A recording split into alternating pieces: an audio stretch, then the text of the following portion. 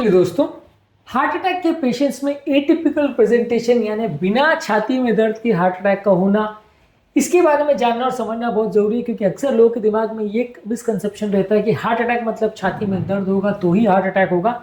लेकिन अक्सर ये बात गलत भी हो सकती है और काफ़ी पेशेंट ऐसे होते हैं जिनको हार्ट अटैक कंप्लीटली पेनलेस हो सकता है या कुछ और लक्षणों के साथ हो सकता है जो कि पेन के अलावा हो।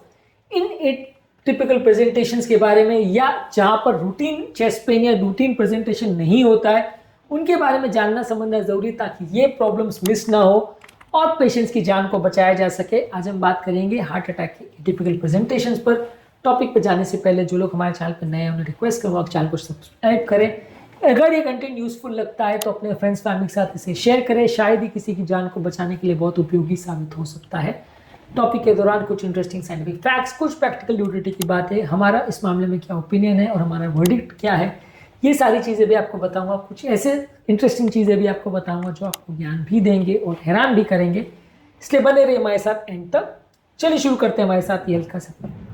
आपकी नज़र में पेनलेस हार्ट अटैक का क्या फ्रीक्वेंसी हो सकता है, कमेंट सेक्शन में लिख कर हमें बताएं। हार्ट अटैक के पेशेंट में ज़रूरी नहीं कि हर पेशेंट को क्लासिकल लेफ्ट साइड पेन हो, घबराहट, पसीना हो, पूरा शरीर भीग जाए, ऐसा हो।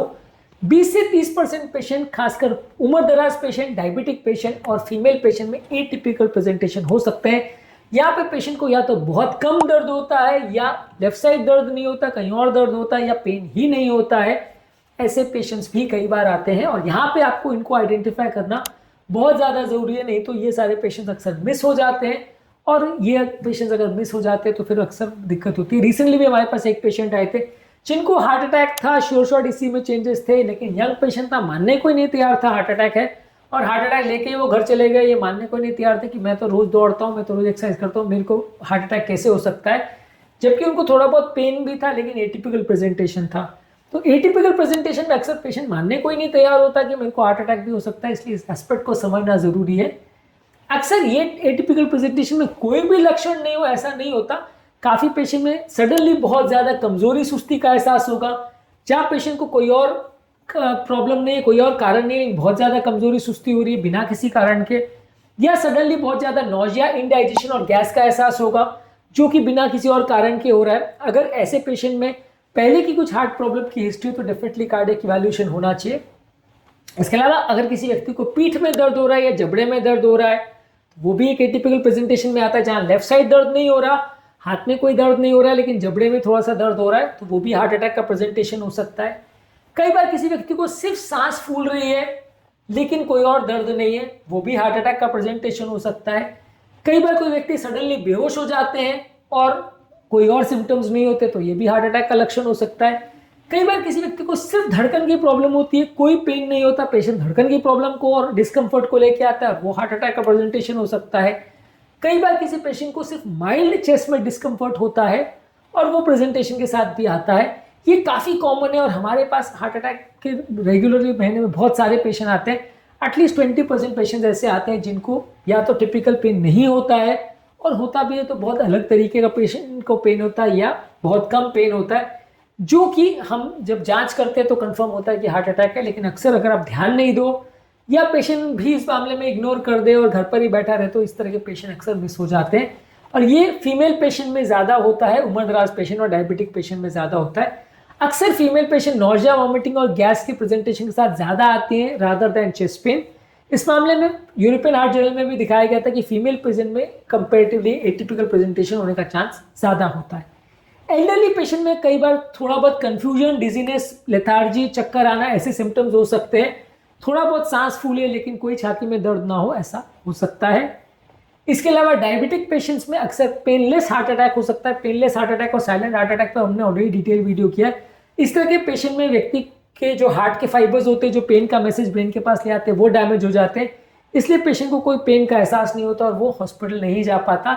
इस तरह के पेशेंट में पेन हो या नहीं हो, ईसीजी में क्या आ रहा है वो ज़्यादा इंपॉर्टेंट है डिसाइड करने में। पेन कई बार हो या नहीं हो वो उतना इंपॉर्टेंट नहीं होता। अगर ईसीजी में कंफर्म हो गया कि हार्ट अटैक है तो उसके बाद चाहे पेशेंट को पेन है या नहीं उसकी कोई खास रेलेवेंस नहीं है। ECG, blood test, echo test, angiography, इसकी वैल्यू ज़्यादा है रादर देन पेन, क्योंकि इनके गलत होने के चांसेस कंपेरेटिवली कम है।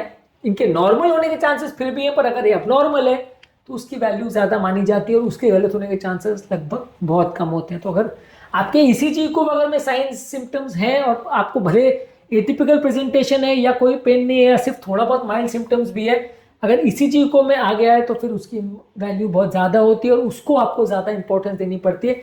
वैसे सिनेरियो में यदि पेन है या नहीं, अगर एक बार उस ईसीजी में आ गया तो आपको पेन की बात को साइड पर रख के जो डॉक्टर बोल रहे हैं उसको मानना ज़रूरी है।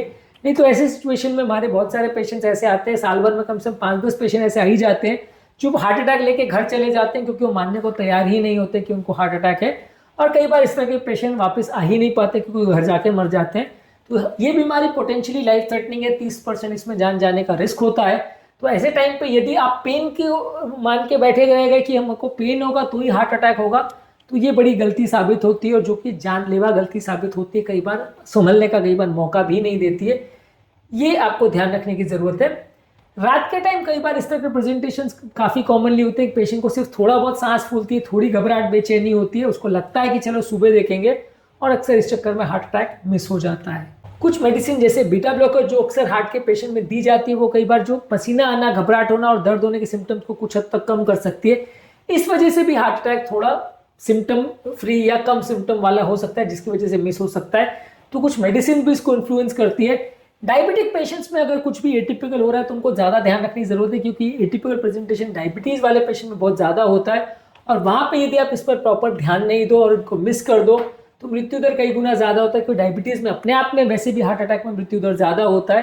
तो ऐसे पेशेंट पर और ज़्यादा ध्यान रखने की ज़रूरत है। और अगर कुछ सडन अनएक्सप्लेन सिम्टम हो रहा है जहाँ पे हार्ट की प्रॉब्लम होने का थोड़ा भी अंदेशा है, तो एटलीस्ट हॉस्पिटल जाके ईसीजी को इतना करा लेना चाहिए, एटलीस्ट ब्लड टेस्ट करवा लेना चाहिए ट्रोपोनिन वाला, ताकि कंफर्म हो जाए कि प्रॉब्लम है या नहीं और आप उसके हिसाब से ट्रीटमेंट कर सको। ये बातों का ध्यान रखना बहुत ज़रूरी है क्योंकि एटिपिकल प्रेजेंटेशन हार्ट अटैक का उतना अनकॉमन नहीं है जितना कि लोग समझते हैं। लगभग 20 से 30% केसेस में ये हो सकता है, जिसकी वजह से ट्रीटमेंट अक्सर डिले हो जाता है और अक्सर कई लोग की इग्नोरेंस की वजह से या कई लोग की इस मामले में नेग्लिजेंस की वजह से जान का खतरा भी उनको हो जाता है।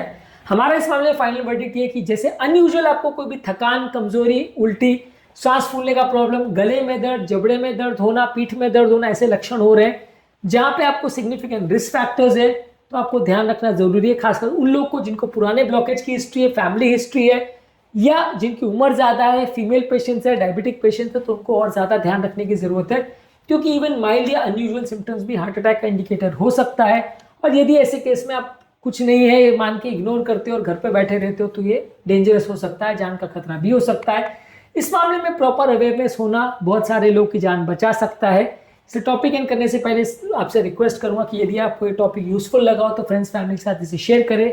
शायद आप किसी की ज़िंदगी को बचा सके और उसको बिगड़ने से या हार्ट अटैक के रिस्क से उनको पूरी तरह से आप बचा सके और सही समय पर ट्रीटमेंट दिलवाने में उनकी मदद कर सकें। उम्मीद करूंगा कि आज के टॉपिक में कुछ नया जानने को मिला होगा। टॉपिक एंड करने से पहले जो लोग हमारे चैनल पर नए हैं उन्हें रिक्वेस्ट करूंगा कि चैनल को सब्सक्राइब करें। हमारे चैनल का पर्पज़ है हेल्थ एजुकेशन के द्वारा आपको हेल्दी बनाना। आपके कमेंट्स हमें जानने में मदद करते हैं कि आपको हमारा कंटेंट कैसा लग रहा है, प्लस हमारे लिए मोटिवेशन और इंस्पिरेशन का भी काम करते हैं। इसलिए वीडियोज़ को देखते रहिए, शेयर करते रहिए और हेल्थ के सफ़र में हमारे साथ आगे बढ़ते रहिए।